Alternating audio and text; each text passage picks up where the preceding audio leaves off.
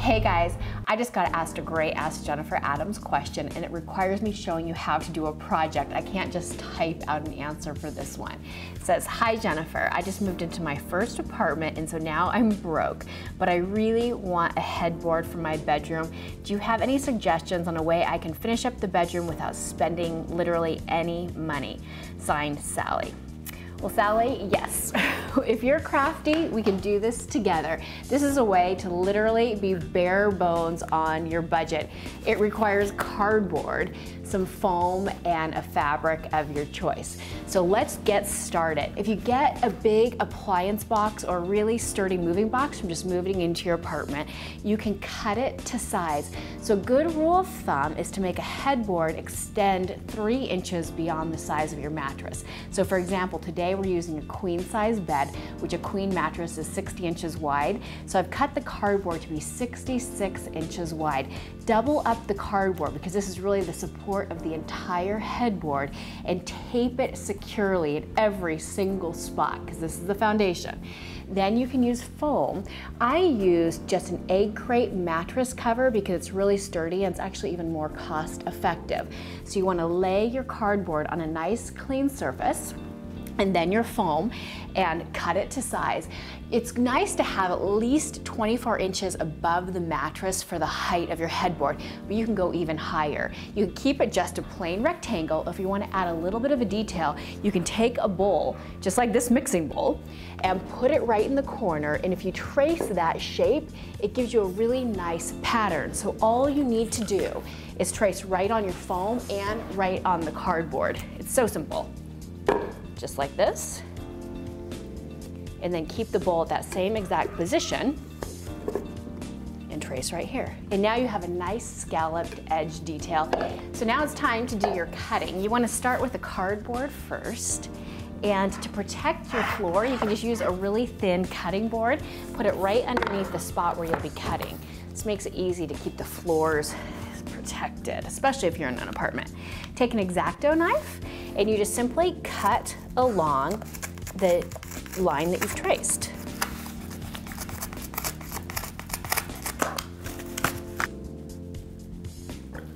And now you have your nice scallop detail. So you want to make sure the foam gets secured to the cardboard, and the way you do that is the first step with some all-purpose glue. So this doesn't even need to be pretty. All you want to do is just glue down on the cardboard all the way around. Now just lay the foam right onto the cardboard on top of the glue and let it dry for about 30 minutes. So now you can lay out your fabric.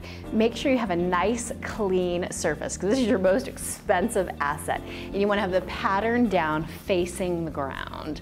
So you roll this out, and by the way, if you're using an old remnant piece of fabric, make sure it's ironed because you're not going to have an opportunity to iron it once it's on the headboard.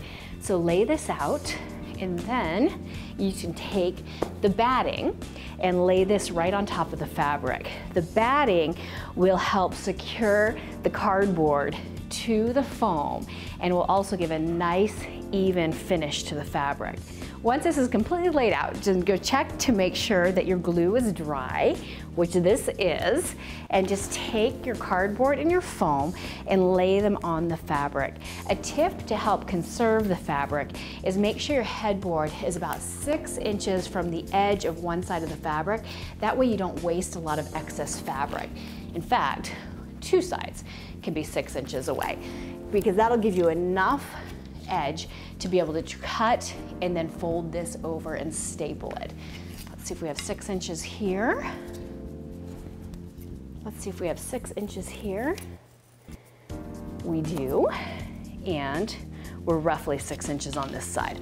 So then all you have to do, bring this down, and now we're 6 inches on this side. So we don't even have to cut these 2 sides. So now you do your cutting on the bottom side and the other side, and you want to trace this out so you've got 6 inches on each side. So I've got that traced out with a yardstick to keep your line fairly straight, and you just trace. Now that this is completely traced out, I'm gonna cut the fabric and the batting. I'm gonna cut them at the same time. There's no need to cut twice.